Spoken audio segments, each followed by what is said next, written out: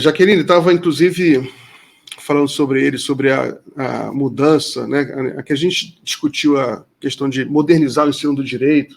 Sim. Mas aí vamos passar para a segurança pública, que, de certa forma, até um tem a ver, sabe que eu dei aula durante mais de 15 anos no mestrado em Direito, um mestrado que tinha uma área de criminologia crítica, criada pelo Nilo Batista.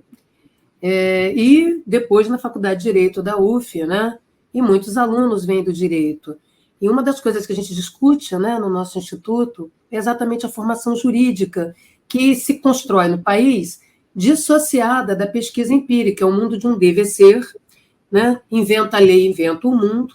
Há uma espécie de ocultação de que o direito é uma instrumentalização da política, porque ele é uma instrumentalização dos costumes. O que é uma regra? O que é uma norma? Que não processos de pactuação política mais ou menos inclusivos, mais ou menos liberais.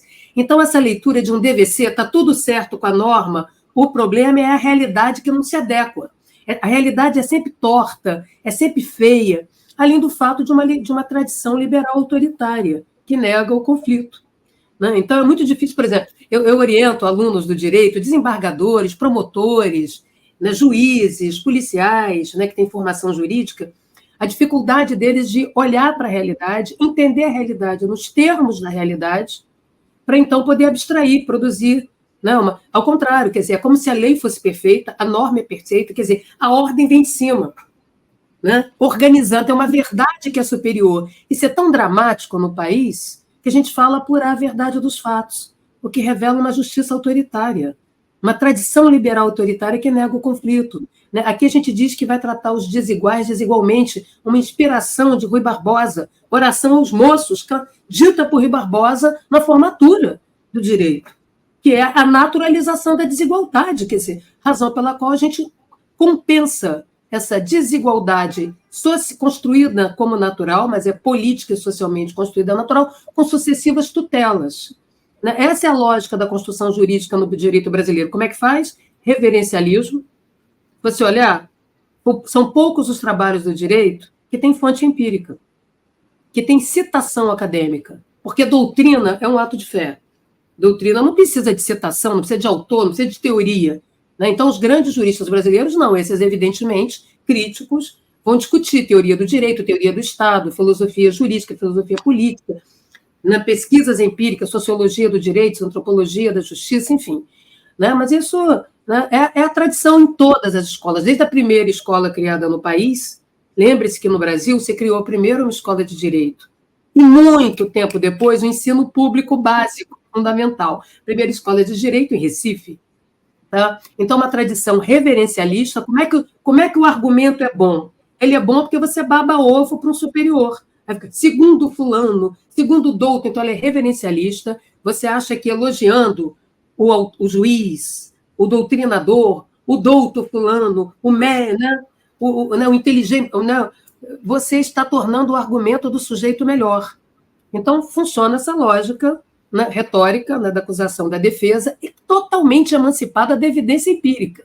Não é à toa que no Brasil a rainha das provas é o testemunho, que se diz a prostituta das provas, porque o testemunho ele pode ser extorquido, manipulado, como vimos com a delação premiada, entre outras coisas.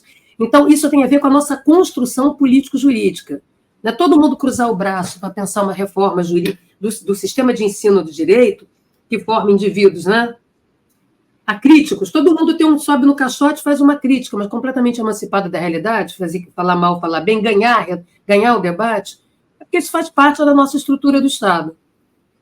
Essa mentalidade político-jurídica que organiza o Estado brasileiro, que multiplica uma sucessão de normas, sendo uma negando a outra, dentro de uma tradição inquisitorial, como diz o Cante de Lima, a professora Alana Lage, e muitos outros, Luciano de Oliveira, esse punitivismo desvairado, como chama a atenção o que eu acabei de dizer, um dos grandes aqui, que é o Nilo Batista, Juarez Tavares, foi meu colega lá no programa de pós-graduação em Direito. Então, nós temos uma massa crítica, mas aqui, quando a gente fala notório saber, eu fico muito engraçado, acho muito interessante quando o sujeito vai para o Congresso e ganha esse apelido, notório saber. Aí você vai ver a produção da pessoa, que foi que o sujeito produziu para ter um notório saber.